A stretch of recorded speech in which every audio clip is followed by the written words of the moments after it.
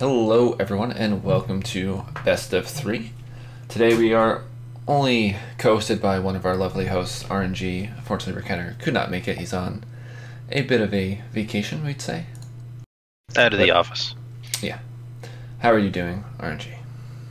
I'm good. We ran the team league on Sunday, and last best of 3 we had the world's longest tiebreaker matches. So a little tired out from that, but glad to see moving forward, and we're moving quite quickly towards the Invitational, which I'm really excited for.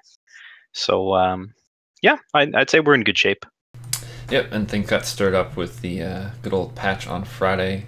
Right before a tournament is always exciting. Not much time for tests, so let's see what happens. So let's go right into the patch and go into our talking points here.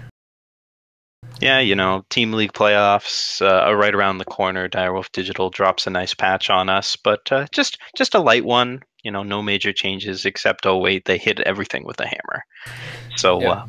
It was nice to see them go back on stuff. Like that other patch was, what, 2 weeks ago?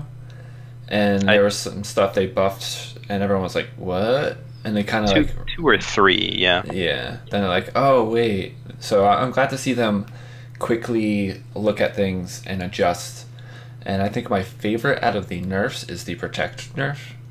Mm-hmm. So Protect is something that's been a long time coming. In the same vein as Rapid Shot, which used to be 1 power. It was just, it's too strong, it's too general. It doesn't leave them any room to design situational versions of it. Like you had that Rolance intervention that came out that was for Valkyries. There's just no reason to play over Protect. Although now you can think about it because Protect is more expensive. And it shut down a lot of what the decks were trying to do. When you've got something like Death Strike at 4 and Protect at 1, it's such a blowout. Yeah, and you compare it to, it basically is used as a negate spell, a counter spell, and all the other ones of those like Backlash and Unseal cost 2. And this one costs 1 and is slightly better. So it's just like, that doesn't make sense. Yeah, probably gets the short end of the stick again. Unseal can protect against a spell or a curse, and so can Protect. Yep. So yeah, some of the other nerfs, Pathfinder got increased in cost and also time requirement. So Pathfinder got Cabal Mastermind, the old 7 power 3/3, big board presence there. I think honestly the only reason this card wasn't actually removed in the game from the game was to keep draft numbers even for set 1 packs. The same distribution of commons and uncommons. And along the same vein, they said to themselves, well, Trailblazer's its twin, so it needs to go too, which I know made a lot of people sad, but Trailblazer was actually the original problem with the Echo-Excavate decks back in open beta, giving you an Echo-Excavate that you then just took all the turns. Yeah, it just made the game, ugh, for the most part. That's my feeling on it. Ugh. I don't think Echo-Excavate was the worst. It killed pretty quickly, had a pretty consistent and reliable win con once it got his combo off, but it was easy to enable, and once people started playing the Copperhall Blessing version, where they just fogged every turn for the rest of the game, that was rough, because you just held your opponent hostage. Yep. But Echo Macdo decks, they're on the way out. You can no longer reliably give anything Echo. So that's good, because that was one of the things that really stepped into the spot, the hole in the metagame left by Steward, which transitions nicely into our next nerf. Good old Vera. So she went from having her effect go off when you play her and whenever you play a shadow unit. Now it is just when you play a shadow unit. So casting her at 8, it's just a 6/6 deadly, and you have to follow it up with something. A lot of times it was your last unit in hand, you'd play it, get something back, and then wait to draw another unit down the road or something. Now it's much less powerful, and those Scream decks, the more Scream heavy reanimator types, are not quite a thing anymore. Yeah, I wasn't expecting Vera to get nerfed, nor was I expecting Vera to get nerfed in this way, although I do think that Vera was showing that it was becoming pretty problematic. If they were specifically targeting the chaining, which was the idea here, I would have expected it to keep the summon, because there's the small, sad amount of splash damage that Feln gets nerfed again. They can no longer play Vara as their top end and bring back their champions. And I thought it would make thematic sense for her to cast Grasp, which is like her big spell when she came in. But you'd probably have to add like a cost requirement on there so that she can't bring back herself anyways. And this doesn't give her a better chance of seeing play in the short term, but the fact that she can summon multiple units gives her a chance of seeing play in some kind of like far down the road deck where you play a bunch of cheap shadow units with Vera all in one turn and just bring back a bunch of stuff. So yeah, there's two ways you could have done it. Keep it as just a summon effect, or do what they did and just have it still stapled on there for repeat uses. Both have their different uses, but it also maybe lets Felon, mid, or control, whatnot, let you play a different 8-drop, 7-drop. Otherwise, before it's like, oh, I can play that. Oh no, I'm just gonna play Vera. It's Vera. There's nothing else to play. Channel the Feln, channel the Tempest going back into Feln decks. You heard it here first. But I definitely think it was needed.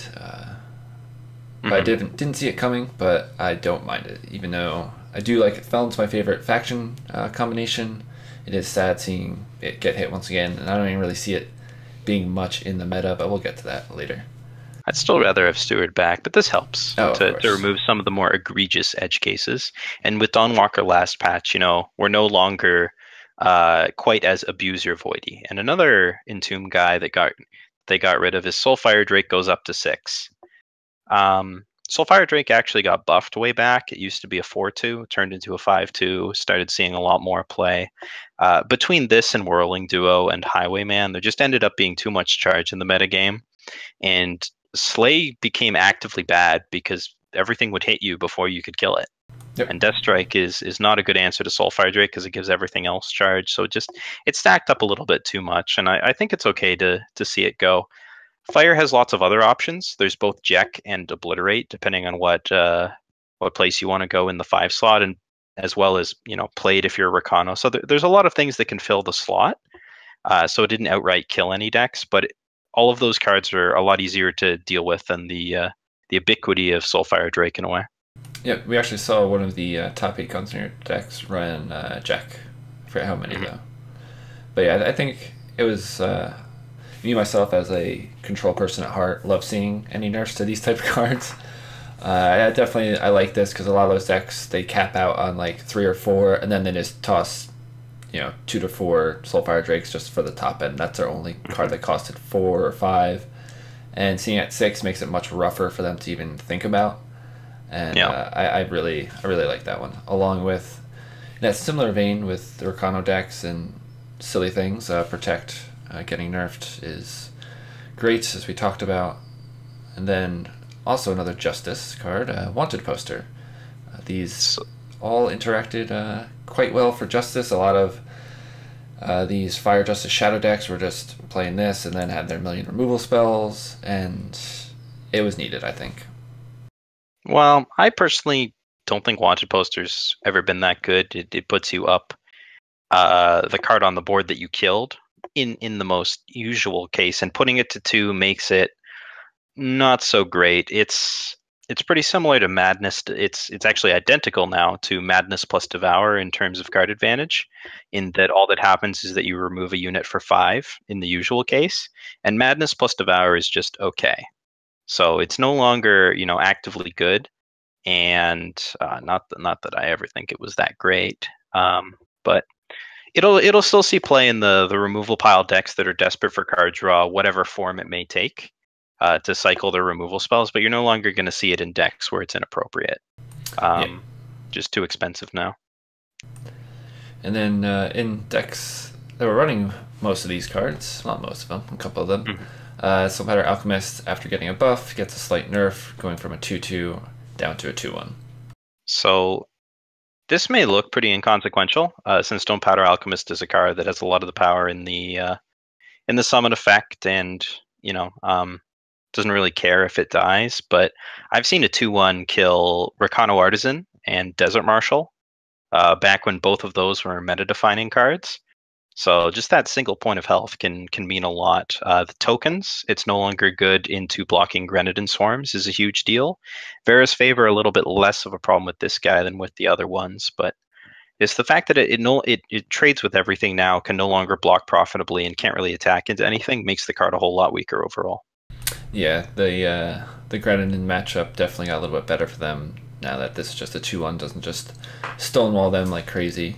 And after buffing it, I definitely think it needed some sort of tweak, and I like this slight adjustment. Mm-hmm. Oh, and as Kamato in the chat notes, Paladin was Crown Watch Paladin was also an ubiquitous card that died when it went down to 2-1 from 2-2. Yes, and I guess there's a card on here that I don't see, but is a slight buff-ish. Is the champion of... I can't think of what it's the champion of. The Stonescar champion. Champion of Chaos. Chaos, yes. Became a gunslinger because Gunslingers wasn't good enough. Yeah, because I had a gun in the real picture. Deal. Yeah, it has a whip in the picture, but for the most part, it also has a gun. Not currently using it. The small holdout for whip slingers was unsuccessful, so that makes that deck way better. Because there were decks that didn't play it before for synergy, and now there's no reason not to, and it was the best deck. So the problem with Gunslingers before was there was no particular incentive to go Gunslingers. You got a holdout pistol, which was okay, but it wasn't enough of a draw to the deck to really make you warp anything, since a lot of the other Gunslingers weren't very good, except for the 4-drops that you were playing already, plus Instigator. And now it's so low cost to do so. You're playing all the good Gunslingers, plus maybe one other bad Gunslinger to make holdout pistol a little bit better. And it's sort of become the de facto Stonescar aggro deck of the moment, and it's a good deck, certainly. And this buff is a large part of it, but I don't think that it is. We have quite reached the levels of previous dominance. Hideout pistol, not holdout pistol. All the same. The pistol. So Into the Furnace went from slow to fast. Could be seen in Grenin decks, maybe. Better in draft is most of it. I like Topple Tower. I've always been a huge fan. Still have yet to find a deck that has space for it. Even in the Grenin decks that I was playing, I ended up cutting them for Torch just because of how good Torch is right now at killing the little flyers and instigators and things. Shoveler is a card with a lot of potential. 1 cost to draw a card is not a lot, especially for a repeatable effect, and I think we will eventually see it. I don't think there's quite enough Sentinel density. There's no really relics that you're digging for, so maybe not yet, especially since we're in more of an aggro meta game. But if you're looking for a long-term value card, that could go in there. Lunar Magus got buff nerfed. You can't play it in Chalice anymore, but it's better everywhere else. It's a 3/4, and 3/4 for 3 is a hell of a stat line. Seraph is loving it, and so we've seen how strong that has been in the past. So I wouldn't count this card out. That's a significant buff there. 2/5 would have also been a significant buff to a very different kind of deck. You can play it in your Nightfall aggro decks now if you want to. Yep. Yeah, I think it's going to do a lot. It's going to be a really weird thing to think about for Lunar Magus, which is usually thought to be a defensive card, but yeah, it can be seen there. Life Force could have an uptick, so we'll have to see where it falls. Yeah. Reliquary Raider dropped from a 5-cost 4/4, I think, down to a 3-cost 1/3. That gains you only 3 health, but still draws you a card when it attacks. And this has been a card that I've seen a lot in Praxis type decks and has done a lot of work and drawn a lot of cards. Since in the early game, you can usually poke it through for a card, and then you can suicide attack it for a card later on. If you're against aggro, it can gain you a bunch of health. It's pretty fragile, but the reward is relatively high, and I've been relatively impressed with it. I don't think it's the best 3-drop in the game by any means. It has way too few stat points for that, but it's a good role player. Yeah, and I think we see it being played now in Chalice as well.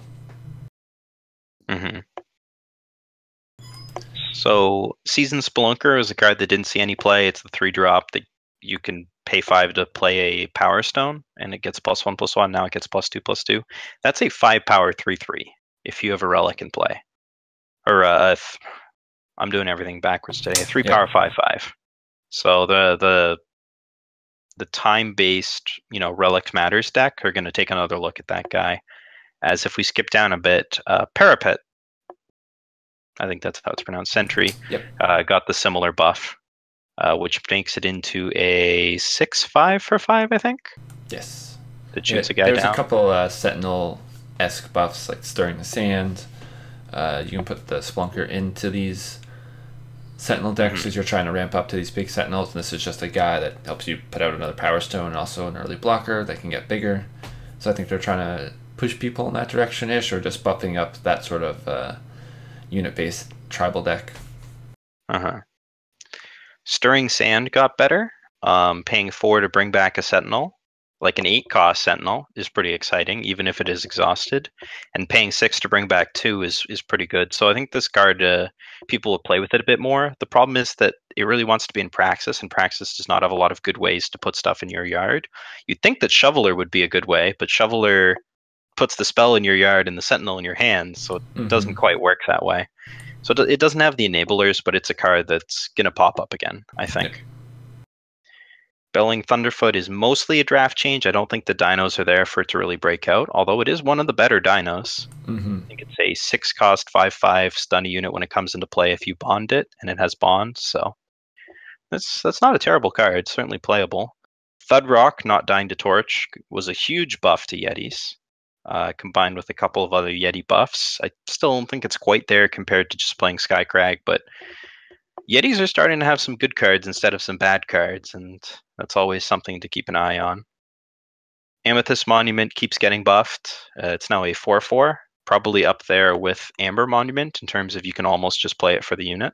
Yep. 4/4 lifesteal for 5 is acceptable, although decks don't quite favor that at the moment. That's not really what people are looking for, but expect to see that one pop up more.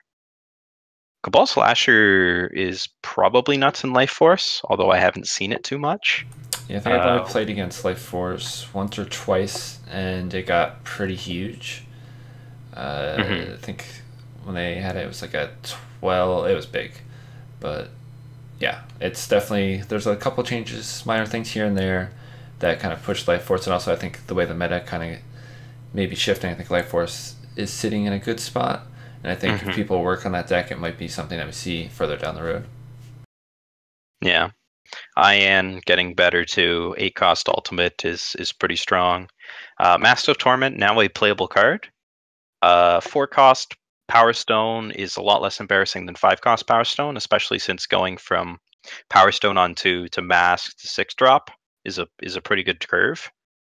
So I think it's a card that we'll see a little bit. I still don't think the deck is quite there. Xenon still has a ton of ramp cards and not a ton of ramp payoffs, because you really want to ramp into Mystic Ascendant, which just draws you more cards, and it's not quite there. And Iceberg Warchief, I think, actually got worse. It does give your Yetis +2 and your spells +2, but it costs 5 and it dies to Torch, and it doesn't end up working out well the way that the Yeti deck wants to play. So I'm not sold on Iceberg Warchief. No, me either, but overall I really like a lot of these changes. Again, this patch hit and there's a bunch of cards that I didn't expect changes that got changes, and I think it's for the better. I think the meta has a lot to grow. I mean, it got shifted. I mean, got put out Friday, there's a tournament on Saturday, and I think people may have fallen back onto the easy things without much time to test, so the top 8 that we're going to look at in a bit may skew towards like a handful of decks that did really well, but I also think there's a lot of time to be put into developing this current meta. I think it's going to be better than the 2-3 weeks prior meta that we had. It's always exciting to see buffs. You know, once the power level's been set somewhere, there's some stuff that's not up to par, and it's really nice that these cards get pushed up to par, because it means that, you know, when later cards come out, you've got the better versions of the old cards to play with. So even if they're not decks now, they're now better than they were, and that means that down the line they can see play. And it shakes things up a bit. You know, your fringe decks become less fringe. Everything sort of equalizes out in power, and it means that we get some pretty significant differences, especially on ladder. I know that Echo Macto and the Vera decks were sort of taken over, and then those got shot in the head by Hideout Pistol as the Stonescar Slingers are coming through. And another great transition. The Stonescar Slingers was definitely the deck on everybody's mind moving into this weekend's tournament. Only, you know, barely 24 hours to build decks. The surprise buff to Champion of Chaos goes into Gunslingers. It's a deck that almost builds itself. You click Gunslingers, they're all good. You put them in your deck. You put Torch. So 11 copies of that, 15% of the meta. That's pretty close to where Argenport midrange was during its heyday in domination, and it had a 62% win rate, so it did pretty good. Yeah, and we saw the week before there was a Gunslinger deck that top 8'd, so meta shifts, and nothing of this deck got hit. In fact, there's something else to go into it that made it better. Why not? Why not roll a dice on this? Seems pretty easy. So it was the obvious question that was being asked, and some of the decks that came out didn't do so well. We saw a big resurgence of Elysian midrange with the second most copies at 7 and a 30% win rate for them. Elysian midrange, not a deck that's historically been very good into aggro, especially now that Stonescar has an even better way to kill the Titans and the Cersos, which it did not before.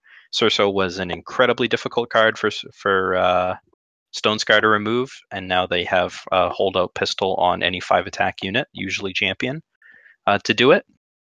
So that probably made that meta worse. And Praxis midrange, also very famous for being paper to aggro decks, fell down to that. And the aggro decks were out in force. Skycrag aggro put up even better numbers than Stonescar Gunslingers, although with slightly worse numbers. But the real breakout deck of the tournament was Ikaria Blue. Yeah, I think with the change to Wanted Poster, making it like an easy card draw for the FJS version of Ikaria decks, and change to Alchemist, I think going back to the blue versions where you have more ways to draw cards was the safer bet.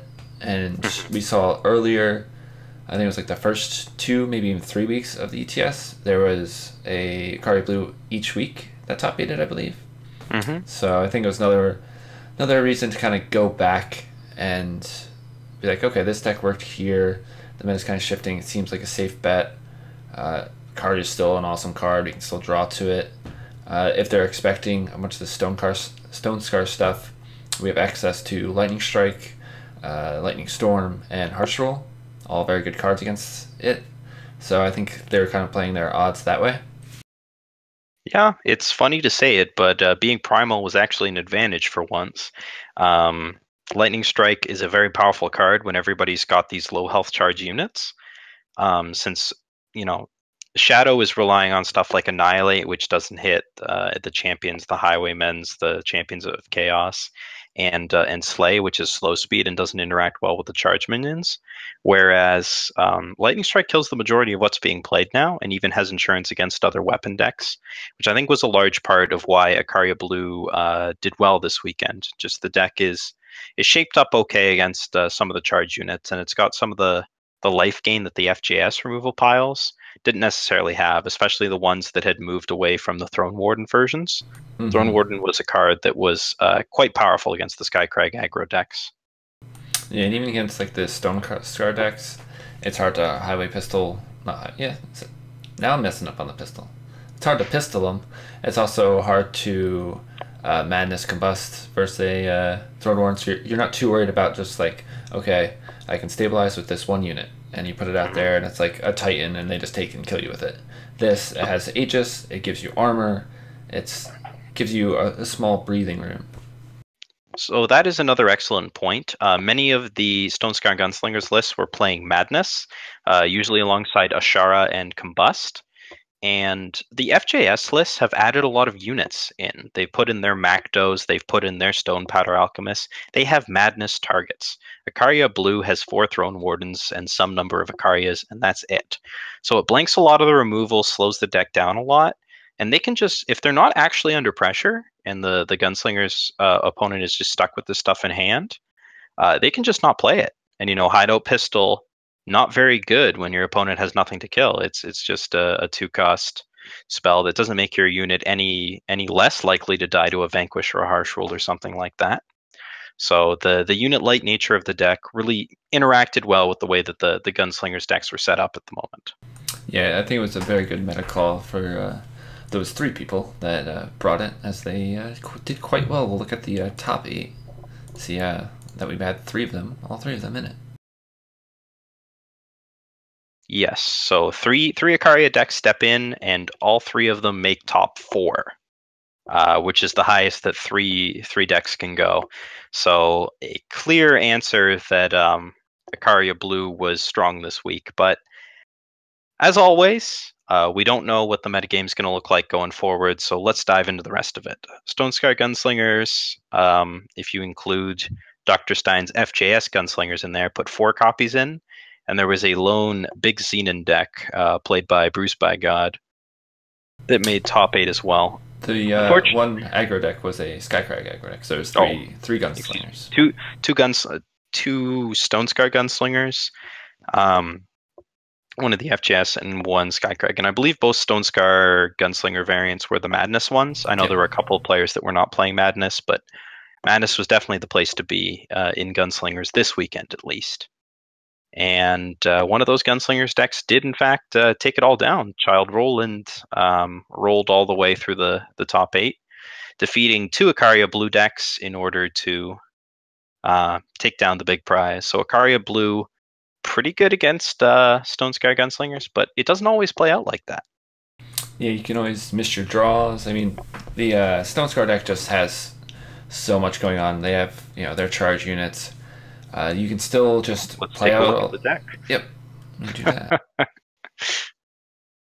The sabotage's main. You have 3. You have the extra on the side. There's a lot of powerful things going on. You have assembly line to refill the board after a board wipe. There's lots of you have Bandit Queen, Highwayman, so things are coming out fast. Yes, you have Lightning Strike and stuff like that for it, but if you don't have it, you don't have it, and this deck can just run all over you if you miss. So this deck's not playing any of the 5 drops. There's no obliterates or ejects or anything in the main. Just stops at 4. The full 4 combust. This is definitely a deck that's very hostile to the other unit decks, with stuff like the Madness and the combusts and the holdout pistols to chop them all down. Sabotage to sort of hedge against the slower, more controlling decks. And Ashara plus 1 other unit does hit for 7, plus whatever that other unit has. So that is quite a lot of damage. It hits fast, it hits hard, and it's always got Bandit Queen and Vicious Highwayman to back it up. So a difficult deck to beat there. And the interesting thing is that way back in the day when Stonescar was the most dominant, people were playing Umbran Reaper and Soulfire Drake in the same deck, and both of them were double influence. And they made the mana or the power base of the deck worse by moving both of those to triple influence. Well, we've cut all the triple influence card, we've added Crest of Chaos, and we've added Common Cause. The deck's power base is probably the best it's ever been in Stonescar. Yeah, it's real solid. Always goes off without a hitch, and that means Champion of Chaos is back as a 5/3 on turn 3, a surprising percentage of the time. So just given the power of the power base is just so stable for an aggressive deck, and then its curve stops out at 4, it's very easily able to punish any of the stumbles of its predominantly 3 faction opponents, while very rarely stumbling itself. Yeah, and with the change to Ardenport Instigator patch 2 patches ago, the influence, as we said, it's not a big problem with it being double shadow because you have all that access to it. It's easy. And the 1-drops came out. There's no more Oni Ronins running around. Oni Ronin does not play well into the new Grenadin drone assembly line thing, so we fully transitioned over to a token strategy, which, hey, that works pretty well with Bandit Queen, as it turns out. Yep, and the Grenadin are also very good with Ashara because it's free units to just kind of throw away to pump her up when you don't want to throw away like an Outlaw or something else. You just want to swing into, let's say it's just a Sandstorm Titan, stuff like that. You're fine with tossing away a Grenadin token and then swinging in hard. But I do like the sideboard. The Cabal Countess, that'll most likely came in against those Ikaria blue decks, and then worried about any void-based strategies. You have the Statuary Maidens in the side, and then he does have 2 obliterates, so you have 2 5-cost cards in the side, which really isn't bad. Everything else is pretty standard. The 4th Madness on the side for those mid-range matchups where it just shines. And then some actual removal spells in case he needs them. The Suffocates, the Annihilates. So it's a very solid deck overall. It's doing a lot of powerful things. It's doing a lot of things that are well positioned at the moment. And it doesn't have any glaring weaknesses other than, the fact that it's an aggro deck. It runs out of gas. It's trying to win the game quickly. That's the archetype, not the deck itself. That's the problem. So a very good deck to take stock of for next week. A lot of people are going to copy this both on ladder and in the tournament, and it'll be the level 1 deck to beat. Now the level 2 deck to beat will probably be Ikaria Blue or FJP Control if you're a purist. Yeah. And as we mentioned before, you see the lightning strikes in the main deck, 3 copies of those, very effective against all the aggro that was running around. So a good metagame call there. And the real innovation in here that has splashed out into a couple of other ones is the fact that I don't know what I'm talking about and should be fired because we're playing a lot of units. We're playing 4 Whirling Duo, 4 Shelterwing Rider. Well, this version is on that sort of thing. The other 2, I think, were on the more classic Ikaria Blue. This one is kind of taking a little bit of the old FJS version, but splashing in the Whirling Duos.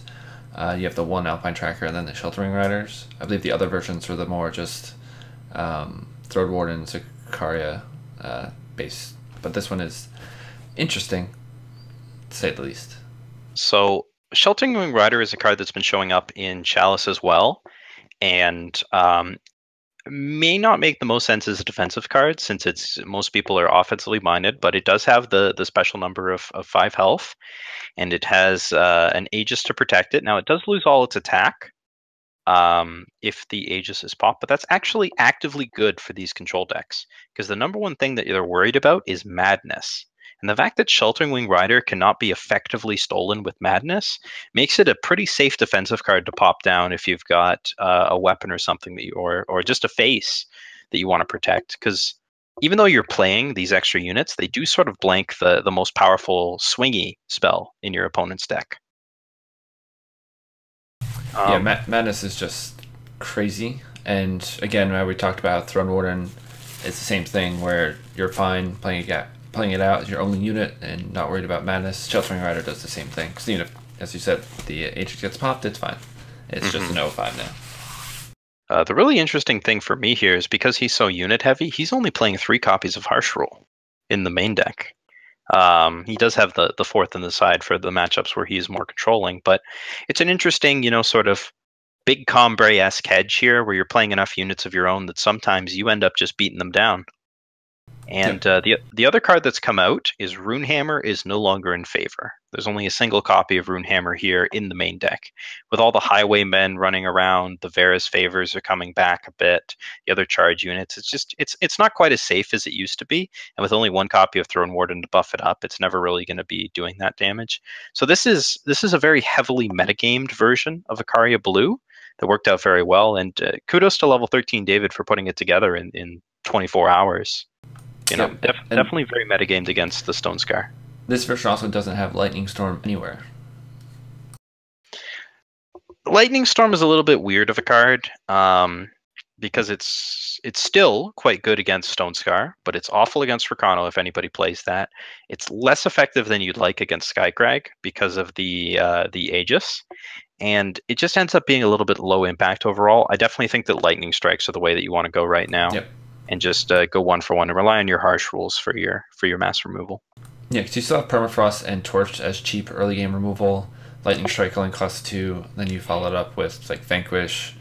You have Choice, and then you're getting life off Duo, and Alpine Tracker can do similar things to Storm against tokens. Storm, yes. Yeah, Permafrost is a card that had mostly moved its way out of Ikaria Blue, but has sneaked back in here. Stonescar in particular, very weak against Permafrost. It's a very powerful card against them. So interesting to see it back. It's good at holding off aggro. Once again, it's a good meta call. If we move back into the more mid-range decks, you get the Sandstorm Titans and whatnot. Not really where you're going to want to be, but very powerful metagame build and a second place finish. I think he'll be happy with that. Yeah, I think this version worked out well. I don't expect all Acaria Blue versions to be like this. I think there might be a split between the more classic version and then this, depending on how you want to play it. But I see the value in this list a lot. I like it. I would expect the strikes to be adopted for sure. Definitely. The Sheltering Riders coming in for Runehammers are probable, and beyond that, it's up in the air whether or not people like the Whirling Duos and the Permafrost. Sort of a week to week on that one. Yep, it depends how things shift. And then we'll take a quick look at the one outlier in terms of. Yes, Big Xenon, which has the 6 champions of mystery that we like to make fun of whenever they show up, but they're a pretty real card. 7/7 is a very large amount to kill when your opponent's cap with hideout pistol is 7, so they can't actually kill it. So it dodges pistol, as funny as that sounds to say, whereas World Buried Behemoth does not. Unblockability, very good against these stalled boards of Grenadins, and drawing card is pretty powerful against the control decks. So this deck goes up, and it goes way up with 8 6-drops, and just all the good beef cards. Some early game removal, but no ramp, no tricks here. This is just pure power and a lot of late game. Yeah, tons of removal. Vera's Choice is a super good card right now. You have 4 copies of that. You have 4 Banish, 2 Death Strike, 2 Annihilate. Like you're ready to just kill most things. Deal with especially the early game in terms of like Vera's Choice only on 2, Banish on 3. You have the life gain of Aeon and Dream Snatcher, which is very good right now.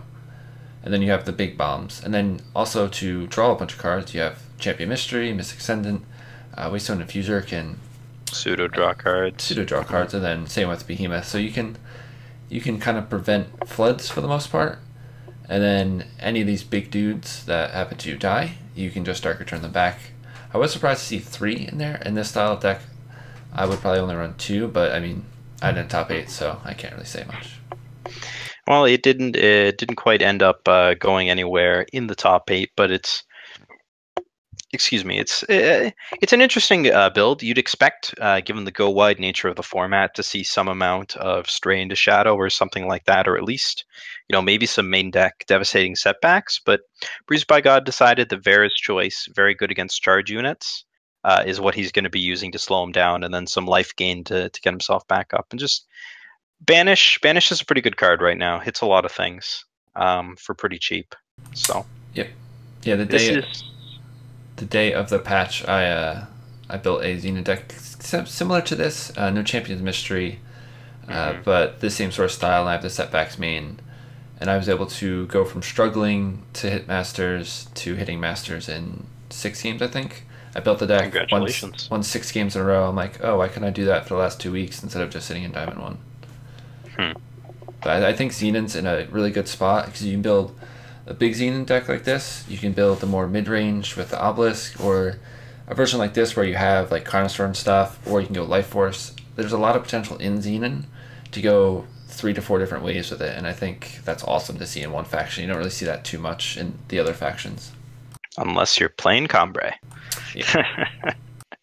But yeah, okay. So let's take a look at our next slide here. Moving past, that's basically covered all of the top 8 decks. Yes, AP mid, still not really directly touched. Protect is definitely a far more direct nerf than the Stone Powder Alchemist buff was, all things considered. But other than Protect, the deck is mostly intact. It's not quite where you want to be right now.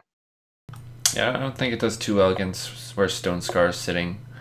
The aggro decks are pretty good against it, and the decks that are being played to beat the aggro decks are also doing pretty well. It's sort of AP mid, where it is right now. It wants to prey on mid range, but there isn't really that mid range there to prey upon, and it's getting beaten itself by Stonescar.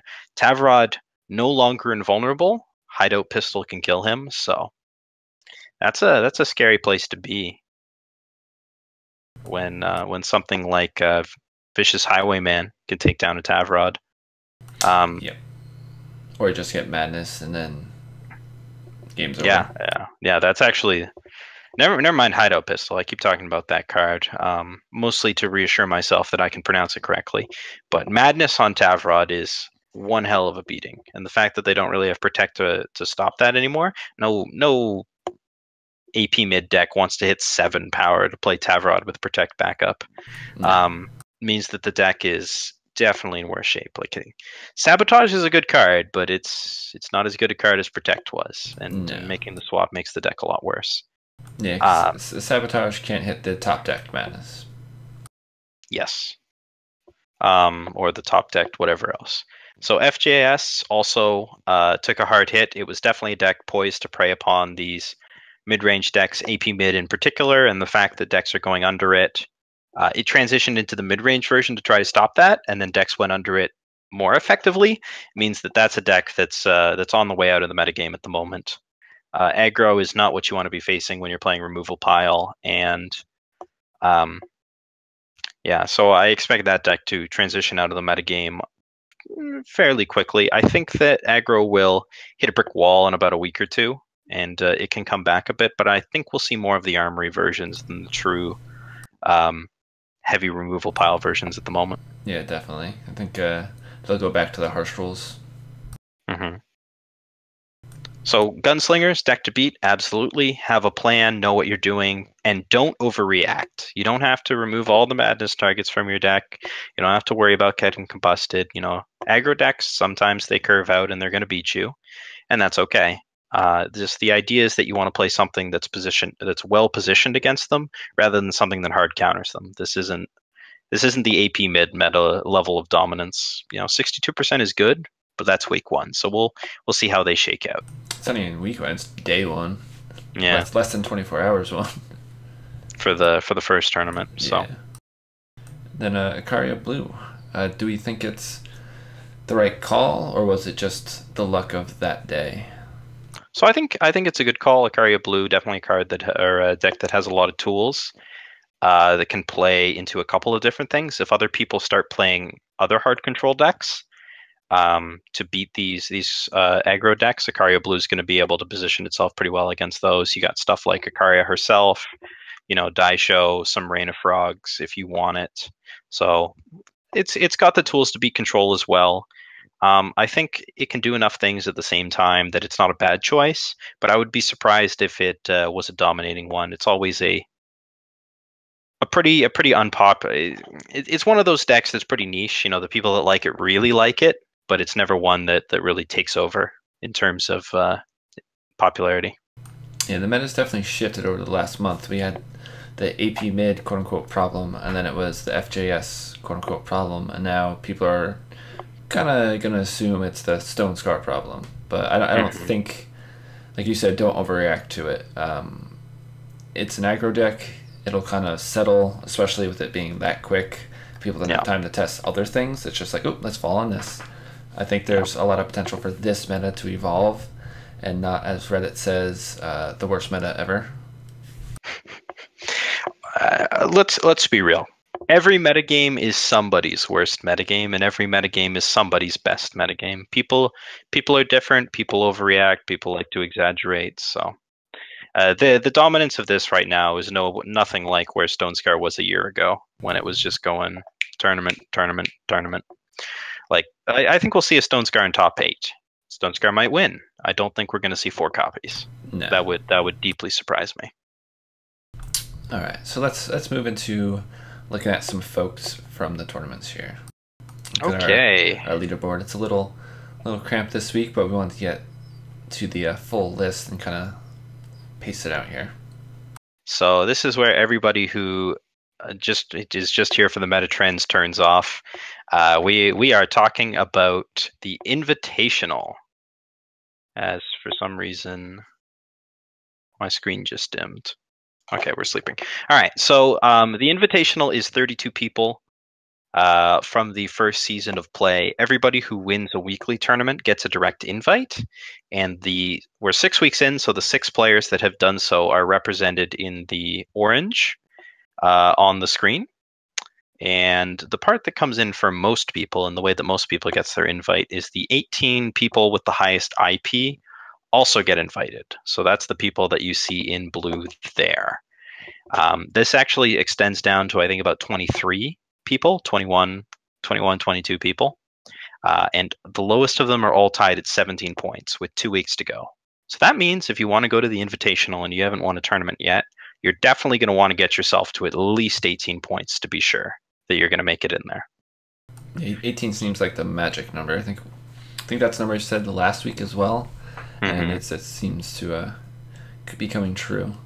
19 if you want to be extra safe, but as we come to the end there's only a limited number of people with that much expected upward mobility. A lot of people are capping out on weeks used. Only your best 4 weeks count, so even if you've got points, you can play for more and see if you can do better. And where that comes in is with the end of season prizes. So the number 1 player overall, which is currently second blue with 26 points, will receive an invitation to the All-Stars 2018 tournament as the Season 1 IP champion. So if you're interested at all in going to All-Stars, you're going to want to shoot for that number 1 spot. But 26 points is a whole lot of points. That is tied for our all-time records for highest IP, which was previously set by, ironically, Kamado and Unearthly, 2 names who will also be at the All-Stars event as they are the Player of the Year and the World Champion. The other twist that we're doing is we are handing out SP series points for high finishes. The top 3 numbers, anybody who's there or tied for them, represented in green, will get 3 points. The next 2 after that, represented in yellow, will get 2 points. And the 6th highest place, represented in red, will get a single series point. So series points are very valuable if you want to go to Worlds. We invite the highest series point players there. And that's a big tournament. So you're going to want to start collecting those points early. So even if you're in there, you've got your 20, your 21 points, you're going to want to keep playing and improve yourself so that you can get those SP wherever you can, as you will find that people will spike tournaments and people will pass you, and you will wonder why you didn't take it a little bit more seriously in Season 1 and 2. Yeah, you're not always safe. I think an interesting thing to look at is our rookie column, and then also look the top 3 people are rookies. So even if you're new, you can still make a splash. Yeah, the Eternal Tournament Series is actually 60% rookies right now. We've had a whole lot of growth in terms of who's been coming out. You could also look at this that our player retention maybe isn't the best, as I'd say about half our players haven't quite come out yet from last year. But you know, a lot of the hardcore players are still here, and a lot of the rookies are outdoing them. So we've had a lot of breakout stories. Second Blue is the most verbal one that we've talked about, but Fair Odds Bro has been putting up top 8 after top 8, and Croge is an actual weekly winner. So congratulations to those 3 leading the way for all the other rookies that are out there. I believe Second Blue finished 9th on Breakers this week. That would have been his 4th top 8, I believe, this ETS season. So he's doing okay. He's all right. Yeah. So that's your IP leaderboard for this week. Next week's going to be a real colorful graph, as it'll be the final week to gain points, and everybody will be scrambling in the last minute, and we'll probably take a look a little bit more in depth there at who the 16 pointers are, who can improve and stuff. So very good stuff if you've got a fantasy league running for these players. Give me a call. I'd love to play. But we'll move on to our next segment now, as I know that for a lot of people, this is just me moving my lips. Yeah. So we'll move off us kind of talking about all the stats and that sort of thing. We'll look at a couple decks that stood out or that we liked from the weekend, stuff that we just want to talk about. For me, it was Chalice this week. I'm not a big fan of Chalice, but we saw it just kind of fade away, but now it's coming back. We saw Phoenix in play it. I've seen it on Ladder a bunch. Some of that is due to Reliquary Raider being reinstated. Well, not reinstated, but being buffed and put into the deck. More card draw for the deck. I don't have any Chalice, Mr. Mr. Knight. I don't like the deck, so I scrap all my chalices. he prevention is the best way to Yes. to avoid playing Chalice. I can't play it because I will never have it. But yeah, it's. I don't know if it's nice to see it come back or if it's just a deck that was so hated and then it just faded away and everyone was like, oh yeah, and then it's creeping back in, and it has these interesting new things like Raider. You can draw more cards. It's the same base, and that's like the biggest change. They're only on one Wisdom of the Elders in this list, but overall it's the basic same. And I just want to not really talk and dive too much into it because we all know what Chalice is, but it's coming back. So do be prepared for it, both on your ranked ladder and in the ETS. I think it has potential to do decent damage. Stonescar might be able to just run past it too quickly, but you do have your combo healers. Raider gains you life. You have the harsh rules, so it may be. I'm not sure how the matchup fully breaks down, but there's potential there. So Chalice was a deck that got pushed out a lot because it ended up not really being good against anything. Argenport mid-range sort of powered through with its protects and its flyers, and a lot of other decks took to the sky to go over the top of Tavrod. But now that decks finally returned to the ground, Chalice can gum it up, draw a bunch of cards, and actually out late game some things. Now that some of the more disgusting late game stuff like Echo Macdo and the Vera Chains are out, that Chalice Control had a lot of difficulty beating. It also got a couple new toys to play with the Reliquary Riders and stuff, and the Strategize. So people have been dusting it off a little bit, and another part is that this deck had a lot of trouble with Felon Control, as Champion of Cunning was a major problem for them. But fortunately, Direwolf Digital sort of took care of Felon Control for Chalice. Yeah. And we've also seen Sheltering Rider in some Chalice lists. Chalice lists. Yes, which I know Kamato swears by. He's a big proponent of both that card and Chalice, which, let's be honest, it's a Justice card. Kamato loves all Justice cards, so take that one with a grain of salt. But all the things that applied in the previous discussion about it in Ikaria Blue apply here. It's a blocker, it's got Aegis, it can't be Madness very effectively, and if it ever does lose its Aegis, well, you can just Chalice it back up. So that's a cool interaction there. Yeah, so we'll move this off this quick. I kind of want to highlight it and maybe just bring it back. The Chalice is back as an option that people need to think about. Thumbs up, sad face. We'll move to your deck this week. Literally nobody cheered because anybody who cheers for Chalice was already playing Chalice. They already knew about it. So this is Second Blue's 9th place list. It's a fairly stock Creditance list that's playing this incredibly it's playing one primal card in the main deck, and that card is Strategize. So in answer to the question, is it the real deal? Well, the answer is Second Blue definitely thinks so. And I did ask him before this a little bit about the deck, as I like to do with the players. And his main answer, which I will read nearly word for word, is that it's very easy to run 3 colors in Grenadins because there's nothing in Grenadins lower than Gear Cruncher that costs more than a single fire, and you're never going deeper than Double Shadows. So the fact that you've got 3 colors in your deck doesn't really hurt you. I know that we're used to these FFFs, JJJ, SS decks as 3 faction, but running FPSS is certainly doable in a 3 faction deck as slow and dirtily as Grenadins. And Strategize just gives it the card draw that it was looking for. The deck would probably play Wisdom, but it doesn't want to go that deep down the blue path, and it gives you access to Rain of Frogs in the sideboard, which is a card that can be pretty powerful in a number of matchups. Plus, you don't mind having access to a whole in this deck 11 crests, given how slow the deck is. 4 is a dead spot on the curve. You don't really care about your first turn, or sometimes even your second or third turn. So having those crests to smooth out the draws really helps the deck, as does Strategize, because you've always got some garbage to put back. Yeah, there's so much between the crest filtering. You have Devour, Quarry, Strategize. there's just silly amounts of draw. Stonescar Scrapper. So you can just filter through your deck, get to the powerful cards, get your cruncher on 7 or whenever you need it. There's a lot of power potential. Strategize is just an awesome card overall, and any place where you can fit it and it makes sense, I suggest it just because it's insane.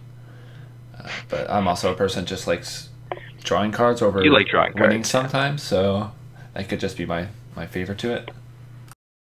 Yeah. So I've been playing Grenadins on ladder. I think Grenadins is pretty well positioned at the moment.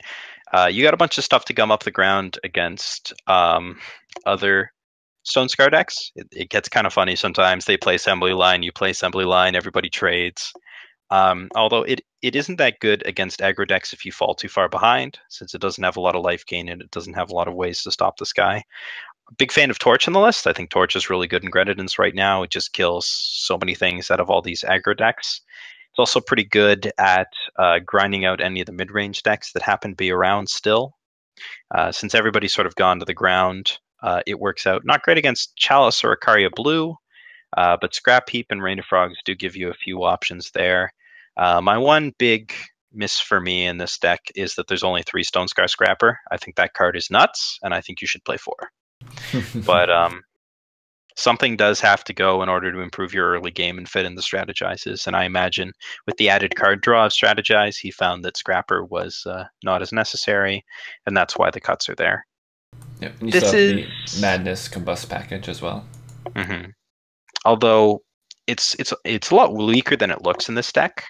They're sort of free to play since you're already playing cards like Devour and Grenadin Drone for the Combust and stuff. But given the fact that you're not actually an aggro deck in any sense of the term, you don't really care about damage, and your opponent doesn't really care about taking face damage, which makes the tempo, which is where the real power comes in Madness Combust, a lot worse for you.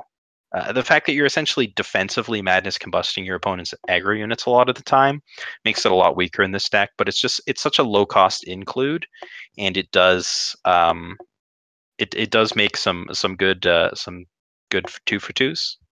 Or it gives you the best unconditional removal that you can play. You know, you don't need to jam any awkward death strikes or anything in here. You can just play those 8 unconditional removal spells, and it'll do the job for you. But it is a lot worse here than it is in the Slingers deck. Mm-hmm. Yeah, you can maybe drop to 3 and play that 4th Scrapper. That's possible. Madness is pretty strong at the moment. I found myself on ladder wanting the 4th. So. But it's an interesting take on it. We'll see if this becomes, the new norm is to play the blue version with all the crests. It's not a huge commitment either way, so definitely something worth trying out if you enjoy the Grenadins archetype. If you don't, I wouldn't go down this path necessarily, as Grenadins is definitely a niche deck to play. Yeah, and it's a nice evolution of it. I believe Second Blue top-8'd twice with Grenadins, and they were just the Stonescar variants, and now he's evolved the deck into this, so it's not just this list happened to do good. This is a person that's been doing well with Grenadins and is trying this new version and also did well. So I would definitely look at it with that sort of not really a grain of salt, I guess, but it's not just there to be there. There's a reason. And from the chat, Second Blue himself notes that Permafrost is a pretty nice card to have access to in the Gunslingers metagame. Yep. That is very true. Okay, so our timing is good as well. Counterbob is keeping us on track. We are going to go to a quick ad break here while we get childroland set up, and then after that we will run the childroland interview. So look forward to that. So we'll see you guys in around 2 to 5 minutes-ish, depending on technical difficulties.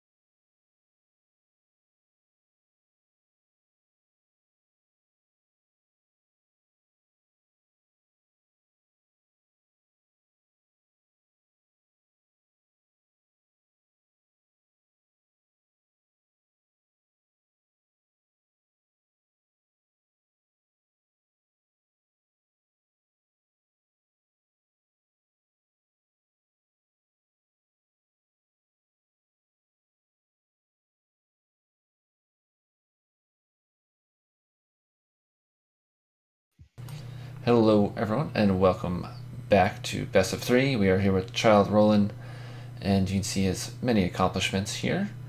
And we'll ask RNGee to get on with the questions. Yes. Okay. So we have our Season 4 Invitational Champion here, childroland. For those of us that didn't play last year, childroland won the Season 4 Invitational and, went to World. So a bit more of a storied history than some of the interviews that we've been having recently. But let's start off by talking about that history, as we like to do. Tell us a little bit about your gaming background. Okay, so I started playing Magic, and I think 95, 96, I was like 8 or 9. So that was like the first, game that's close to Eternal that I played. Played on and off ever since.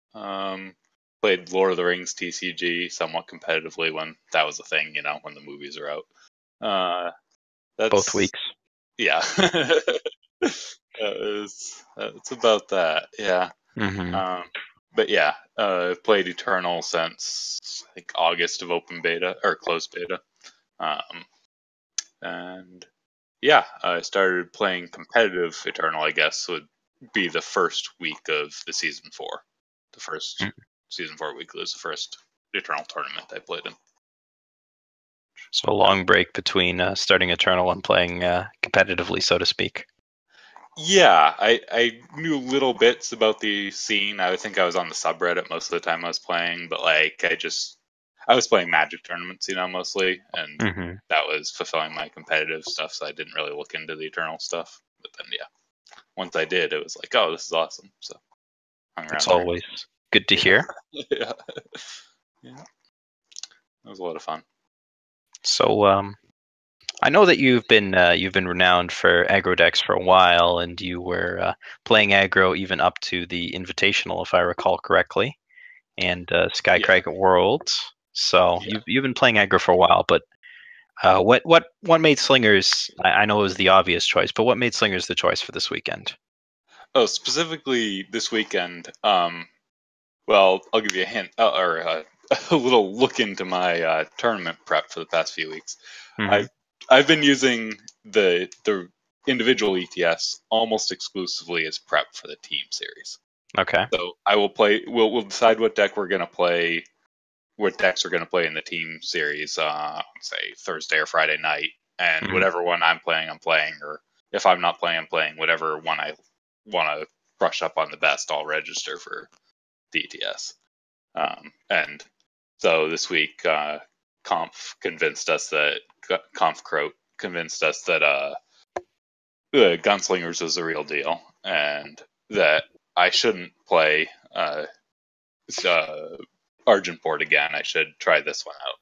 So yeah, I have really him to thank for not only the main deck, but convincing me to play it, and he did most of the sideboard too, honestly. But so I contribute a little there. Yeah. Confcroat, whose deck range starts at Stonescar Aggro and ends there, was convinced that Stonescar Aggro was the deck to be on. Yeah, it was more so that he was convincing more than he was convinced. Yes. Okay. So you guys were playing for Team League then with this, and just happened to backdoor into it with the aggro. So what rolled for you? I know we're going a little bit off schedule, but what really made it come together to make it so successful if this wasn't like a hard metagame read? Well, I mean, I think we're reading for a slightly different metagame, but it wasn't an entirely different one. So like we're saying this would be a good deck for Team League, but obviously that definitely doesn't mean it's not a good deck for ETS, and I think we were thinking it probably was. So or I was thinking it was going to be. Once we started testing on the ladder and did a little bit of testing amongst each other in various decks, and it's just that one more good gunslinger just pushed it over the edge. It's weird to say, like, just how much better Champion of Chaos being a gunslinger makes this deck. It can be a deck now. I mean, I know it top 8'd before that happened, it was a deck before, but now it's like you can play all your units are gunslingers, except for your grenadins, but they're just kind of they're the tools more than enablers. actual units. Yeah. And so I think the deck runs 24 gunslingers or something like that, and it just the fact that your pistol is online 90% of the time just makes it so much better. The one actual contribution to the main deck I made was that we shouldn't just default last week's 2 common causes and 2 seals. I was like, I think common cause is the real deal. Bust out the hypergeometric calculator, see how likely it was to be online on Get Various Turns. It's the real deal. Yeah. So especially with the addition, especially with the addition of the other gunslinger, and it's also one of the better cards in general in Stonescar aggro. Just just make it better. And one time, I think I just it's kind of embarrassing to admit this, but I just kind of zoned out and kept kind of a sketch hand. And I think it was the top 4 or the top 8, or it was, either quarterfinals or semifinals. Somewhere unimportant. Yeah, I just thought my common cause was online because it almost always was, and I just kind of didn't quite analyze the hand correctly, and I drew a second Grenadin to make it online, so it just worked out for me. So the one time that worked out, which is pretty cool too. Also, much less likely that happens for you than the slingers. It used to be exciting to note that that Champion of Chaos, Bandit Queen, and I think, don't quote me on this one, Ashara are all rogues.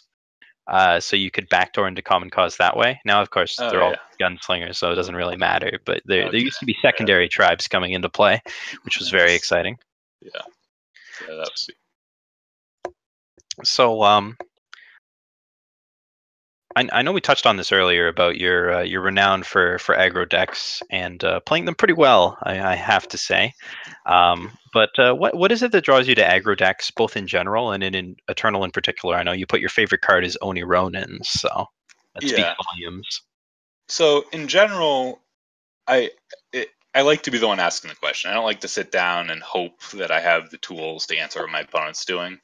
I mean, I've played control decks in other games in Magic, and I've played Chalice and a few other control decks in Eternal as well. I think I had one top 8 with Chalice, actually. All my other top 8s and successful things were with aggro decks. Stonescar in particular, I think. I don't think I actually ever did well with Skycrag. I mean, I came close in Worlds, but didn't quite get there. Right. So, yeah, it was... That was my... that's my thinking of coming into this game is can I be the one asking the questions? And in this game, I think the biggest thing that says yes to that is the fact that you can't interact with units until they're on the battlefield. In other games, you have ways to stop units from entering, and that doesn't happen. So it's just, if you want to be on playing units, you have that huge advantage that if they have a enter or a summon effect, it's going to happen. That's a big deal, and it just that really puts the person asking the questions, the aggro player, at a pretty big advantage, I think. Interesting. So I will note, just sort of from a design perspective, hopefully not getting too theoretical here, but the fact that the blocker gets to choose who blocks what in Eternal makes the game in general sort of defender focused. I know that they've put a lot of stuff into the game like quick draw to make it more aggro focused there to sort of balance that out. But it's interesting that you feel that the balance is on the player who's asking the questions rather than having the answers. Well, I guess I see it, since my background is in Magic and both games have the defender's advantage. I don't really see that so take much that as a given. Yeah, I see if someone was coming out from a Hearthstone or something, they might see that as a big bonus for the defender, which it is. The thing is, it takes a very specific meta for blocking to really be a big aspect of the game. In almost any game, you have to tune it just right before it's just funny that it's usually the attacker knows exactly what the best blocks are and exactly how much they care about those blocks. It's not like these complex boards where there's tons of different blocks you can line up, and I'd say like 95% of attacks, I know exactly how they're going to block, and I'm usually okay with it. That's what. Yeah. Well, that's where the defender's advantage comes in, right? If you're not okay with it, you can't attack. Is the main exactly. thing. But given the way that aggro plays out, it's usually pretty clear, not usually pretty clear when you can attack or not. It's the 20% of the time it's not that all the skill comes into play. Exactly. Yeah. Okay. Yeah. So I'm going to skip the metagame predictions and save that for the little team league segment at the end. But do you think that Slingers is a flash in the pan? Do you think it's the best deck in the format? Somewhere in between? I think somewhere in between. Probably closer to best deck in the format, but it definitely is not impossible to metagame against. I know of the I ended up playing against all three of the Ikaria blue lists at different points during the tournament. They didn't all have even lightning storms in their main deck. So that's, I think that's something that's going to change. Those sorts of things. I'm not saying like every single deck's going to run lightning storm. I'm just saying decks with access to lightning storm are probably going to put it in the main deck now. Those sorts of little things that people are going to be making more concessions to aggro, and that's something that you can do against aggro pretty easily. So I probably will try playing it again this weekend, unless something else really big happens or I really fall in love with another deck. But I expect it to be a tougher battle, and I expect to have to tune the sideboard to account for that to some extent. So you're not going to switch to like monoprimal Yetis? Probably not. Although Aegis is nice. That's for sure. So you think it's Storm rather than Lightning Strike that is the really key card against them? Or a combination of the two, perhaps? I would definitely go with a combination of the two. I don't think Strike is quite as key. It's a little bit more replaceable. I mean, Permafrost and Strike are very similar in their roles. I mean, obviously Strike is a better answer to Queen. Permafrost is cheaper. There's balances.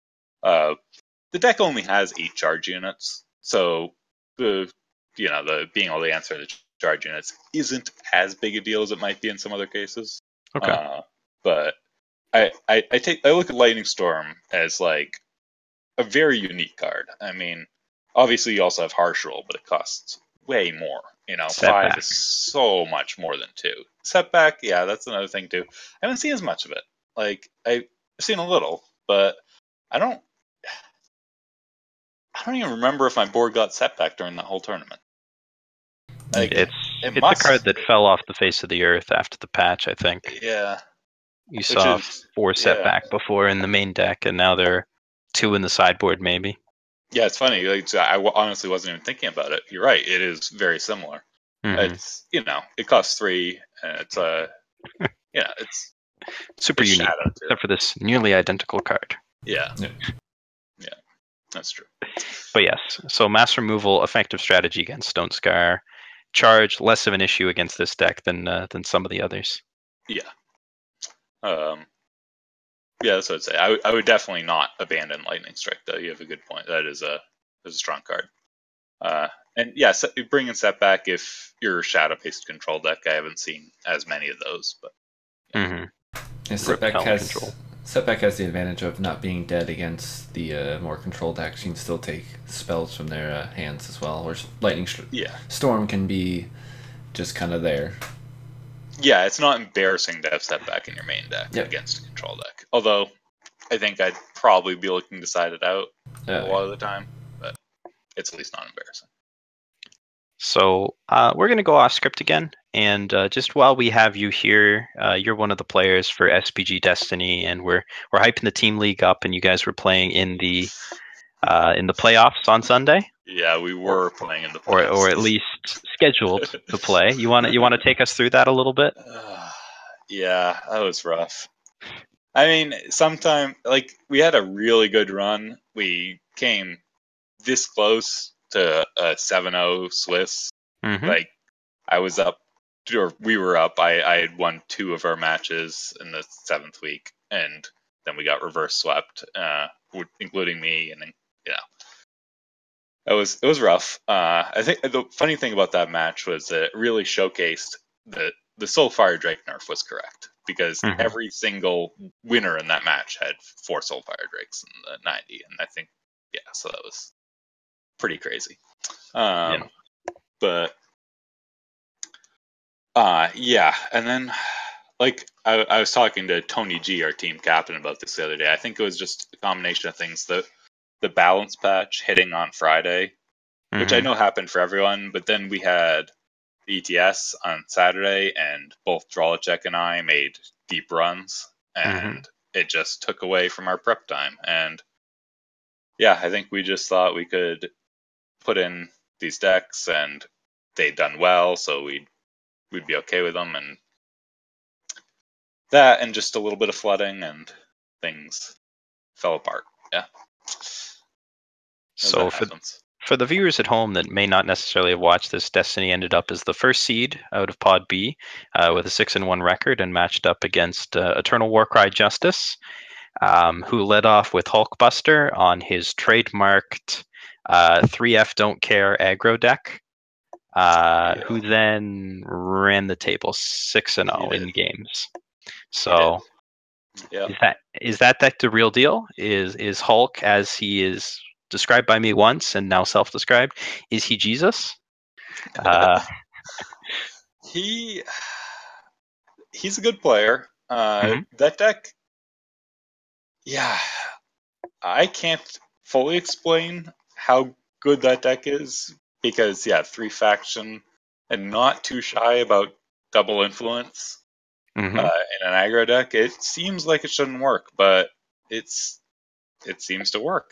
So it's a deck with a lot of powerful cards in it, to be fair, and it has an aggressive strategy. So it's really a question of whether the power base comes together or not. Exactly. Yeah, we talked about it last week, and it was my showcase deck, and I spoke not too fondly of it because I had a very bad time with it, of just losing to its own power base.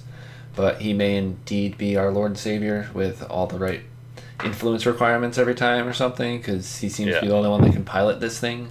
We will note that there is no Diplo seal, so ET has not yet brought him into the fold. And to note, a different 3-faction aggro deck also 7-0'd the Swiss in this week's tournament. So FJS Gunslingers. 3-faction aggro isn't ridiculous. I don't think. I think this game has the fixing for it, but nowadays it does. After post Dusk Road, you'd be nuts to try doing a 3F aggro mid-range hybrid deck with Diplo seals at the World Championships. Yes. Not that I'm saying anybody did that. So congratulations to SPG Destiny on their regular season run. An unfortunate early playoff exit, but thanks to all you guys for coming out. I hope you had a lot of fun, and thanks for coming out to chat with us. No problem. Thank you for having me. Yes. So this has been childroland of SPG and our week 6 winner. So we'll be seeing him back at the season 1 invitational in 2 weeks. Yes, good luck there, and good luck in next season's team league if you're playing. So. Oh yeah, I'll be back. Thank you very much. Oh, we're doing a bit of a crossfire here. Okay. Yeah, mouse can only go a couple places at once, so apologies. We'll go right into the team league. Yes. So as we sort of waved our hands around, the team league playoffs are currently ongoing. They're split up over 2 days, but it's 2 Sundays. So the quarterfinals and finals will both be played next weekend. The victorious EWC Justice will be playing off against ET Phone, which has such, not really big. I wouldn't call them big names. It's just, Kamado, Viserius, Tabu, Manu S. So a very big matchup there. And EWC Fire, their sister team, is playing off against the fan favorite Ayla Mouse in order to set up an Eternal Warcry only finals. The grand finals will be played at 1 p.m.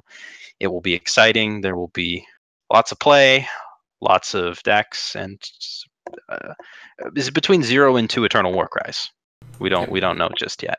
So I'll be there in the back room running the show, and I hope to see you guys all there.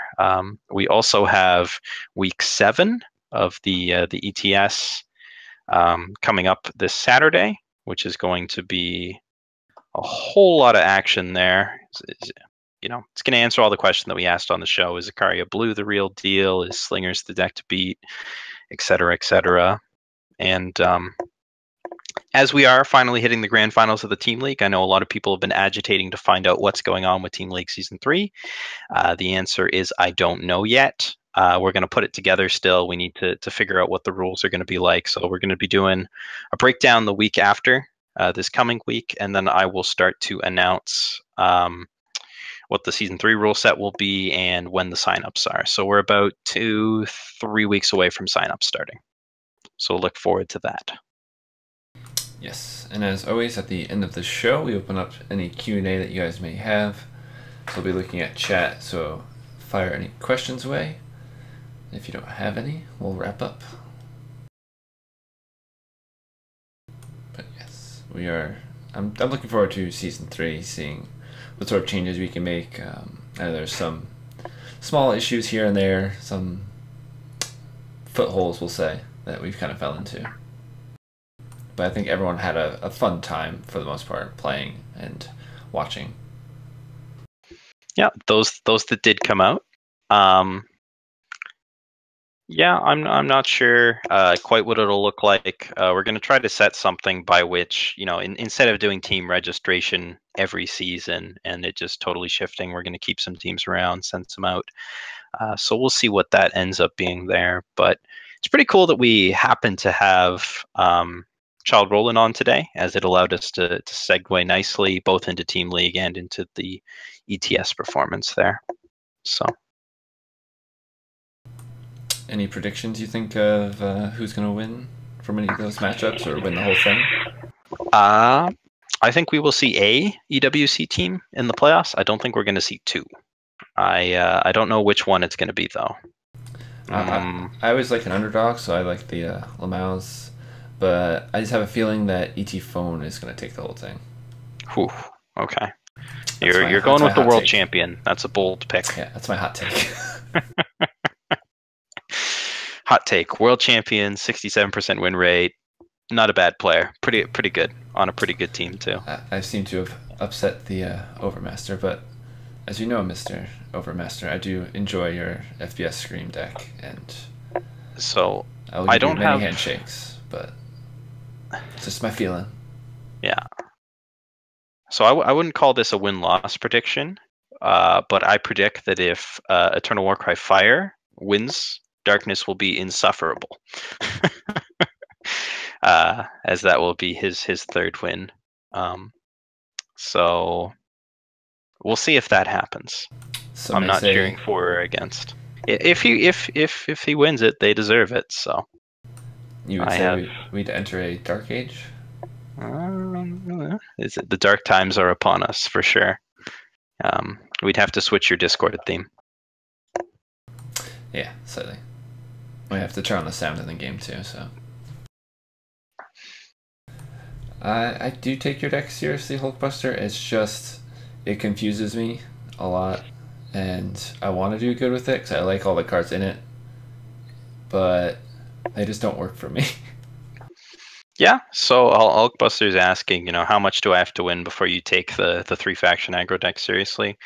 Well, for one thing, someone other than Hulkbuster would have to put up a result with it. But if he 3-0s another thing, I think it's like Charge Rod, where we've just been beaten over the head with it enough that we have to accept that this is just a real deck. Yeah, and I'm also going to try to get with him this week to do a deck on it. We've been talking on Discord a bit, so hopefully we can dive into his mind a bit more about it, and maybe he can teach me how to play it properly. I think it is a deck. I do want to step back a bit. I have a big question mark around whether or not it is a big deck. Or all right, they're gonna have a field day with that. Whether or not it is a good deck, an actively good one. But you know, it is sometimes the role of myself to be skeptical of these decks. Most famously with the TJP mid range. Then again with Charge Rod. You know, not everything is the second and third coming of Stonescar aggro. So. Yeah, and it just looking at it on paper, it's like these are good cards, but Yeah, they're in the same deck. It has a lot of power potential.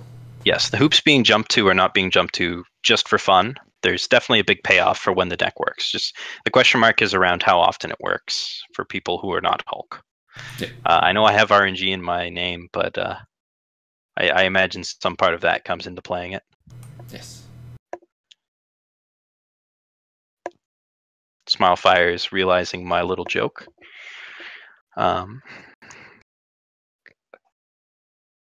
Yeah. So, all right. So we got to do a nice little segment with hate my decks. What other okay, I will ask the chat. What other decks does Hulkbuster have that are his decks, other than this this FJP thing? Because I could not, off the top of my head, point to one.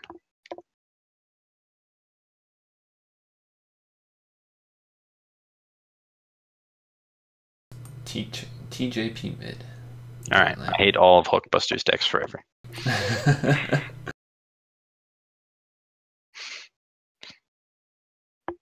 Yeah. All right. It's a conspiracy. So Hulk just builds 3-faction junk.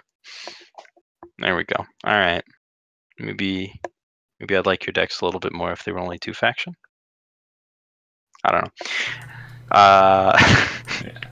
We have passed the part where we have a script and our professional buttons are off and we don't have rec to keep us in line. I don't hate it as much as I'm just perplexed by it. Yeah. I never liked TJP mid-range. Oh yeah. From the name on down, everything was wrong with that deck. The little scouting Photon party is decks. an 8-drop indeed. Ugh. But I think we've come to that stage where we should wrap things up. Yeah. And save our energy for next week. Yeah, we're gonna close us out here. Thanks to everybody who came out. We had a good time. There's going to be a lot of technical talk next week as we talk about predictions for Invitational and whatnot in terms of who's going to make it there. And we'll break down the Team League finals, so it might be a little bit of a longer one. Hopefully we'll have Rec back for that. But if not, we'll look to Craigslist for a new host. Yeah, we can't have this out of office sign forever. Just doesn't fly. No, you miss 1 week. All right, you missed 2 weeks, replaced instantly. Which I hope Rec's not taking notes for ETS, otherwise we're in trouble. Yeah, that would be rough. We had an interesting past weekend, but we made it through. So if you missed us live, check us out on YouTube, RNGEternal as well. The VODs will be up there, and we will be back next week at the regular time, 8 o'clock on Tuesday. See you then. See you guys next week.